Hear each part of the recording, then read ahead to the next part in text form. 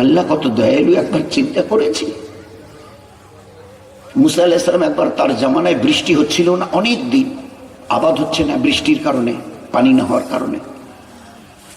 তো মুসা আলাইহিস সালাম সমস্ত লোককে জমা করেছে, ভাই সবাই জমা হও মাঠে, আল্লাহর কাছে দোয়া করবো, পানি চাইব।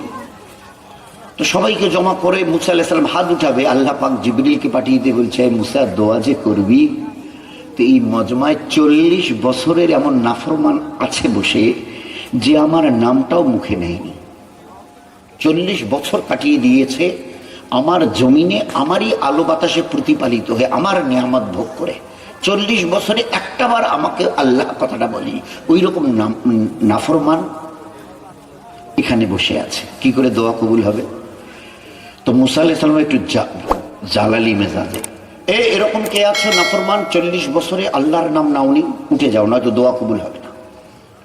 তো যে ওই নাফরমান ছিল 40 বছরের, আল্লাহর নাম মুখে নেয়নি, ও এবারে চিন্তা করছে, এরে এই অবস্থায় যদি উঠিয়ে, এত লোকের সমাগম, ভরা মজমা, সবাই আমার দিকে তাকিয়ে দেখবে, এই সেই ব্যক্তি, আমরা তো একে চিন্তামই না, ভাবতেই পারিনি যে এই লোকটা 40 বছর ধরে আল্লাহকে আল্লাহ বলেনি। আমি যদি উঠি সবার সামনে কত লজ্জিত হব।